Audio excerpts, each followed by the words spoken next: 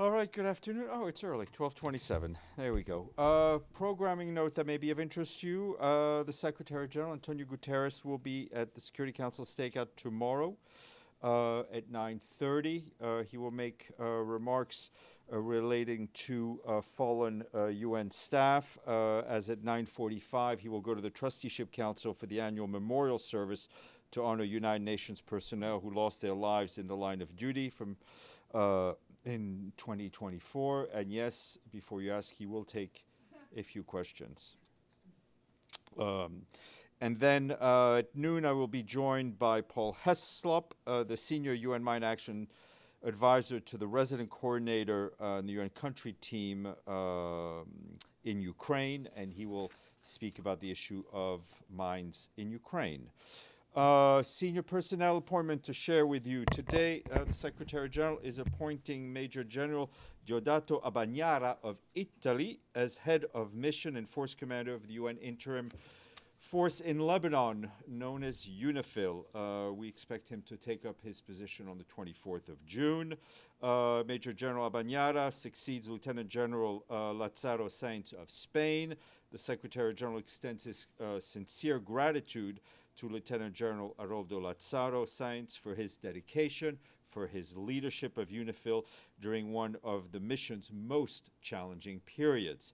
Major General Abagnara brings to the position over 36 years of military service, including extensive leadership roles within the Italian armed forces. Most recently, he served as commander and chair of the Military Technical Committee for Lebanon, where he oversaw multinational coordination efforts in support of the Lebanese armed forces. Turning to the situation in Gaza, Tom Fletcher, our emergency relief coordinator today, urged Israel to open all of the crossings into Gaza, let in life-saving aid at scale from all directions, and lift the restrictions on what and how much aid we can bring in.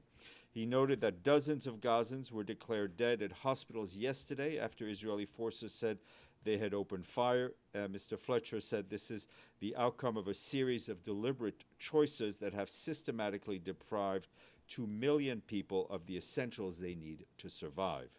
Meanwhile, our colleagues on the ground tell us that the latest figures indicate that in the past 3 weeks, more than 100,000 people were forced to flee the governorates of North Gaza and Gaza. Our partners working in health tell us that more medical facilities are suspending their operations. On Monday, the remaining staff and patients at the Indonesian hospitals in North Gaza were evacuated. As a result, not a single hospital remains functional in North Gaza. Today in Gaza City, Deputy Humanitarian Coordinator Susanna Taklets visited Al-Hali Hospital, which has sustained multiple attacks since the beginning of the war. Ms. Taklets heard from the staff about the challenges they are facing every day. They stress that preventable deaths are occurring due to shortages of critical supplies, including antibiotics. The Deputy Humanitarian Coordinator called for the protection of health facilities, the unrestricted flow of assistance into Gaza, and support for our work and our partners' work to deliver at scale to alleviate the suffering of people. Meanwhile, we and our partners continue to send supplies to Karim Shalom Crossing, where Israeli authorities scan them before they can enter Gaza. For today, we submitted over 130 pre-cleared truckloads for a second and final Israeli clearance, but only 50 of them, which were carrying flour, were approved to enter the Israeli side of the Karim Shalom Crossing. Our teams on the ground are also working hard to collect supplies from the crossing point and bring them closer to the people who need them inside Gaza. But these attempts continue to face major hurdles. Just yesterday, one attempt was denied access altogether. Another one did manage to retrieve just over a dozen truckloads carrying flour. Overall, since the crossing reopened, we've been able to collect fewer than 400 truckloads, even though every day we have tried to coordinate access and secure safe routes through the Israeli militarized zone in the south. And that denied attempt to access Karim Shalom was one of the 6 access denials our team faced just yesterday across the Gaza Strip out of a total of 13 attempts. These denials prevented our teams from carrying out interventions as critical as trucking water to those who need it. And as another of yesterday's 6 denied access attempts was also to retrieve fuel, which is so urgently needed. OCHA warns that without immediate access to fuel that is already inside Gaza, but located in hard-to-reach areas that are either militarized or subject to displacement orders, more critical services will have to suspend operations soon. And as you know, this afternoon at 4 p.m., the members of the Security Council of the United Nations will meet not far from here to discuss the situation in Gaza. And turning to Sudan, the conflict-related displacement of people and the spread of cholera continue to increase humanitarian needs across that country. The International Organization for Migration reports that nearly 9,700 people in Khartoum state alone were recently displaced from Al-Salah in Umdurman locality due to conflict. Many of them remain within Umdurman, while others move north to Karari district, which is still in Khartoum state, but the security situation there is fluid, we are told. In South Kordofan, IOM tells us that more than 9,000 people fled Dibebat town in Al-Kuz locality last week due to intense clashes. The situation remains very volatile. At the same time, our IOM colleagues say that about 600 people were displaced from Abu Shub camp and El Fasher town in North Darfur state just last week. Most of them sought refuge within El Fasher, while others moved to other localities in North Darfur, including Tawila, where, as we've mentioned in recent weeks, we and our partners have been scaling up assistance for new arrivals despite significant gaps due to shortfalls in resources and challenges in getting partners on the ground in sufficient numbers. On the cholera outbreak, daily cases are falling in Khartoum state, but they're steadily increasing in the north in River Nile state. In the past 2 weeks alone, health authorities have reported more than 180 cumulative cases and 4 deaths. Most of the cases were concentrated in the localities of Atbara, Barbar, and Damar. And of the total cases, 55 were reported to have arrived from other states, including 45 from Khartoum and Umdurman, underscoring the cross-regional spread of the disease. Partners warn that continued displacement, damaged infrastructure, and limited access to safe water are accelerating transmission. Meanwhile, our humanitarian colleagues are warning that thousands of displaced people are now returning to Blue Nile state, need urgent assistance. They lack food, they lack clean water, healthcare, shelter, and education. Needless to say, the humanitarian organizations are working hard to meet the growing needs of people in Sudan, but insecurity, as we saw with the attack on WFP, access constraints, and critical funding shortfalls continue to undermine the response. And you've seen what happened. Once again, we call for an immediate cessation of hostilities, unimpeded humanitarian access across borders and conflict lines, and the protection of civilians, as well as increased funding so we can scale up. Turning south to South Sudan, where our humanitarian situations underscore their concern about the impact of funding cuts on the plight of refugees and returnees to that country. According to our own monitoring, as well as data from the government of South Sudan, over 1 million human beings, both returnees and refugees, have fled Sudan into South Sudan since the war started in South Sudan in 2023. On arrival, many were helped by IOM to get back to their home areas or to refugee camps as appropriate. However, due to funding shortages, these services had to stop on June 1st, raising concerns about people being stranded and overcrowded in transit shelters as people continue to flee the fighting in Sudan. Our colleagues at the UN Refugee Agency said that 4 million people have now fled Sudan into neighboring countries since the start of the war, which is in itself a devastating milestone given the 3rd year of conflict. In May alone, 15,000 people arrived in the border town of Renk in South Sudan. Yesterday, several hundred refugees and returnees in Renk protested against the stoppage of transportation services.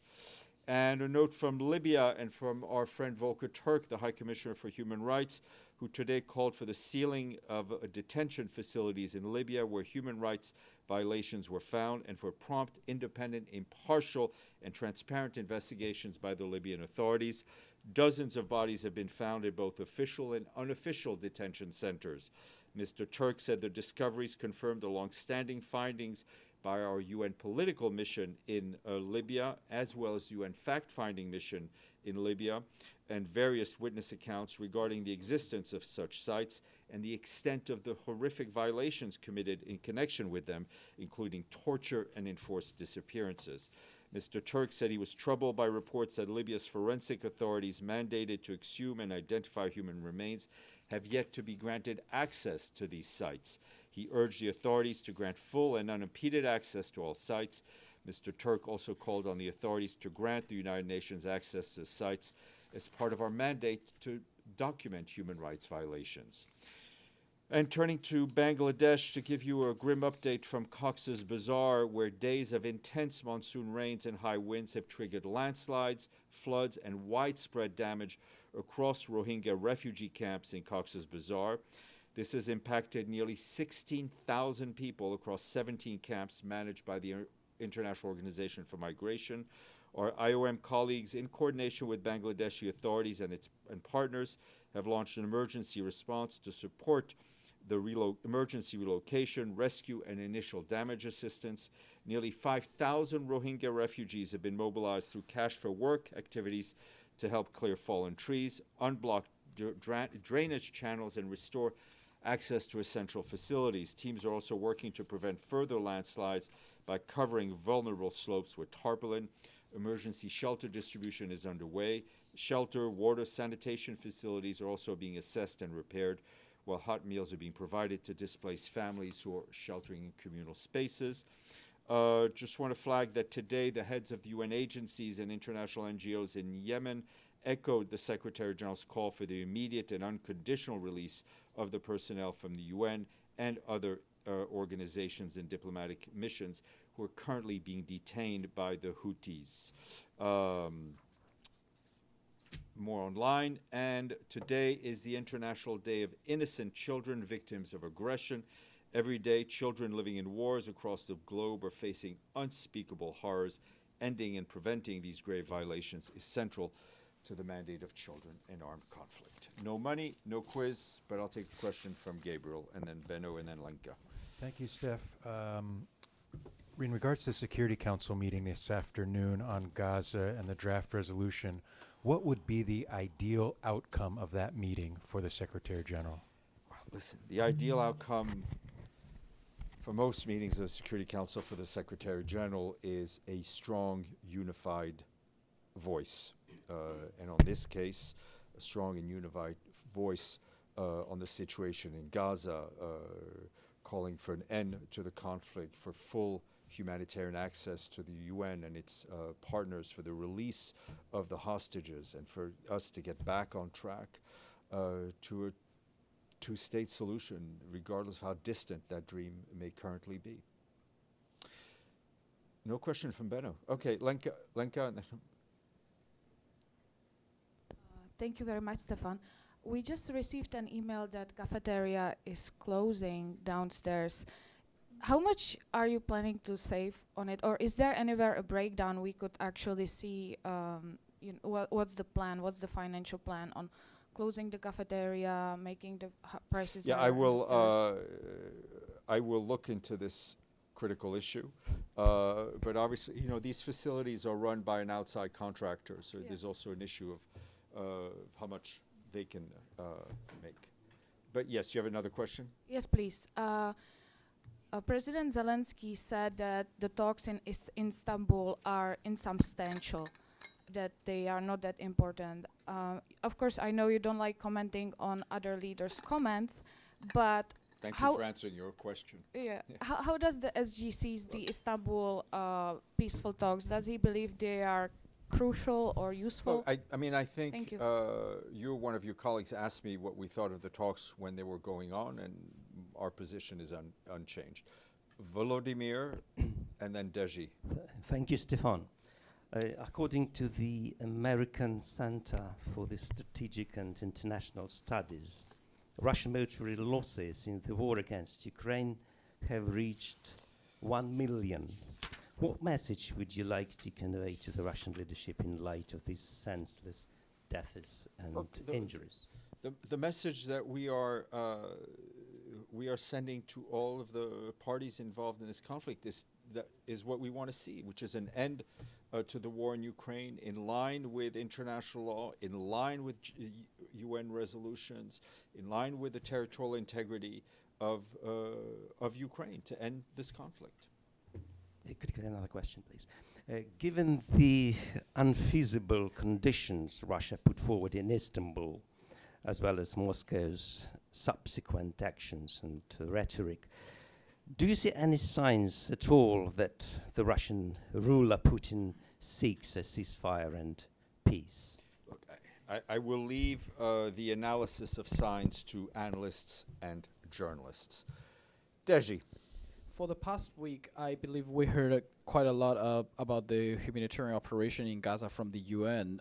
You mentioned how many trucks get in and how many have been picked up and how many have been denied. But the ultimate question, I think, is, has there been any delivery to the people there from the UN operation so far? My understanding is that we've had some deliveries. Some of our health centers are continuing to work. Some of our operations continue to work. But a lot of the food stuff that is traveling on open trucks, as it is required of us, has also been taken by hungry people because they don't know when the next truck will come. And we've also, the self-distribution I've talked about, we've also seen looting by armed men. We saw it at the WFP warehouse. We saw it at the hospital, I think it was in Deir el-Bala, where medical supplies were looted just hours after they had come. And if you think of the effort that it takes for our colleagues and the risks they take of driving these supplies in, delivering them to a hospital to where they're needed, and then just for all those supplies to be taken away at gunpoint, it's unconscionable. GHF delivered nearly 6 million meals in the past week. That's what they claimed. Why there's such a difference between the UN operation and the GHF? Listen, first of all, whether or not the numbers they're sharing are correct or not, it's not for me to say. And again, as I've said, I think having more journalists in Gaza to report firsthand would be best. But let's be clear, the Israeli authorities are facilitating one distribution channel and hampering another. Okay, one last question, sorry. One more. One last. This is definitely the last. Activists, including Greta Thunberg, I think you read this news. They are having a... You've been I was asked yesterday. Oh, but sorry. you can finish the question. Okay, I just want to know what the reaction from the Secretary General. Do they think this kind of action is legitimate? Look, civil society will mobilize around many causes, and it is important that they are kept safe as they mobilize for causes they care about. Thank you. Sinan, then Benno. Sorry. You lost your spot, Benno. Thank you, Steph. Deji asked my question, but a quick follow-up. Does that concern Secretary General? I mean, the climate activists are sailing to Gaza. I mean, is he concerned about it? We're obviously we're concerned for a lot of people's safety. We hope whatever they do will be peaceful, and we hope that whatever they're able to do, they do it safely, and then they're not put in harm's way. And one more, if you don't mind.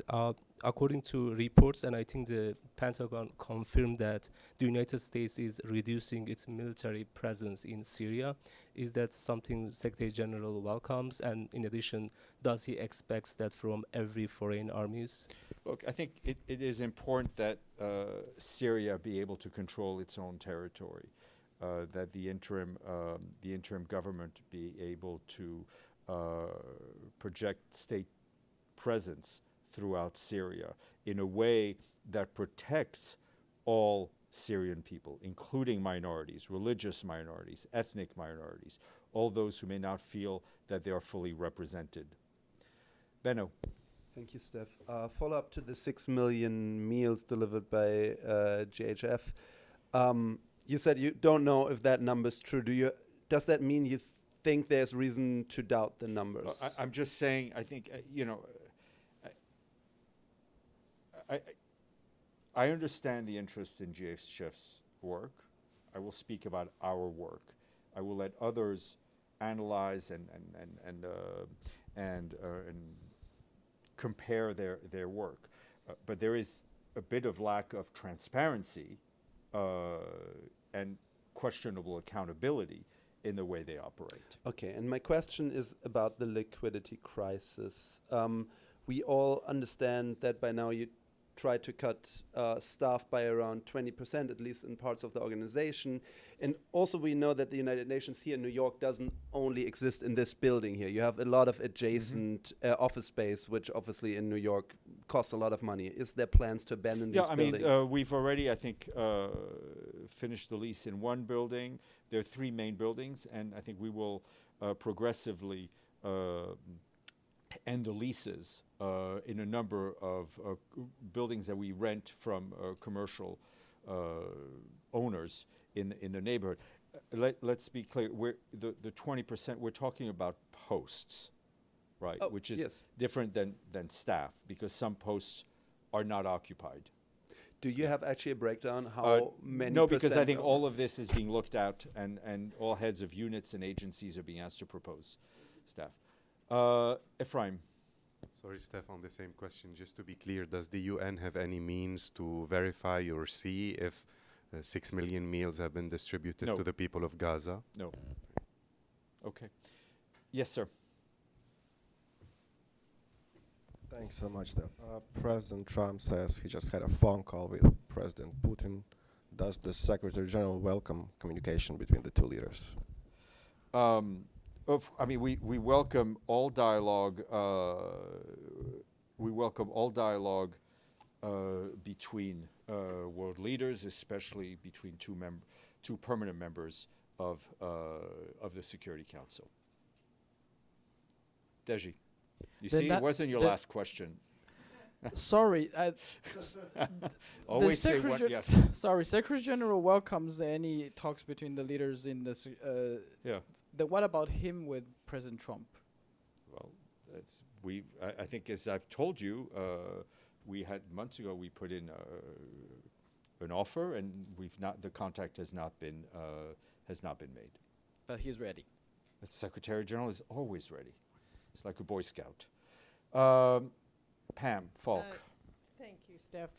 Is there any comment, I know it's Vienna and I know it's IAEA, but of the Secretary General on the upcoming Board of Governors meeting? There's going to be a presentation of the most recent IAEA report on Iran, on a pretty dramatic increase. Yeah, I mean, we look forward to hearing the IAEA's report, and of course the Secretary General has been very supportive of the IAEA's work and has always called on Iran to cooperate with the IAEA. Thank you. Okay. Yes, Sinan. Just a quick follow-up to Pam's question. Actually, according to New York Times, the USA is proposing a new approach to Iran's nuclear program. I mean, basically, they ask to produce nuclear fuel outside of Iran, while also seeking to prevent Iran from enriching uranium for weapons purposes. So what Secretary General thinks about these proposals? Well, listen, we're not going to comment on proposals for discussions that we're not directly involved in. I mean, we read the New York Times, and let's see what is agreed upon.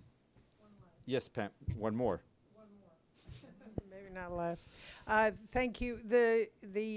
President Trump sent yesterday, or the White House sent the Office of Management and Budget, what's called a rescission list, cuts on U.S. funding to Congress to pass it, and there was an awful lot, much more than expected, on the UN cuts. With WHO, of course, we knew, but UNICEF, the main budget. Any comment? Yeah, I mean, obviously we've seen the news, but let's be clear. Voluntary contributions to the UN system are just that, voluntary, right? While we always encourage member states to donate generously to our work on human rights, on development, on humanitarian, in the end, member states will do what they wish. On the issue of assessed contribution, let's also be clear. Member states have an obligation clearly laid out in the Charter to pay their assessed contributions, and whether those are to peacekeeping or to the regular budget. Your microphone, yeah. If those cuts that the rescission list proposes, and of course it still has to go through Congress, is to DPKO, would that be a violation of the U.S. Assess contributions, whether to the regular budget or to the peacekeeping budgets, are an obligation laid out in the Charter. And therefore could result in loss of a vote? Well, I mean, Article 19 is clear, and it applies to every member state. Sherwin, Bryce Pease, Thanks, lurking in the back. Since you didn't have a quiz question for us today, I might have one for you. I was going to do this privately, but you were busy earlier, so it's a public forum where this will have to play itself out. Does June 4th, 1995 mean anything to you? June 4th, 1995. I'm trying to think where I was in June 4th, 1995. I'd been married for 6 days.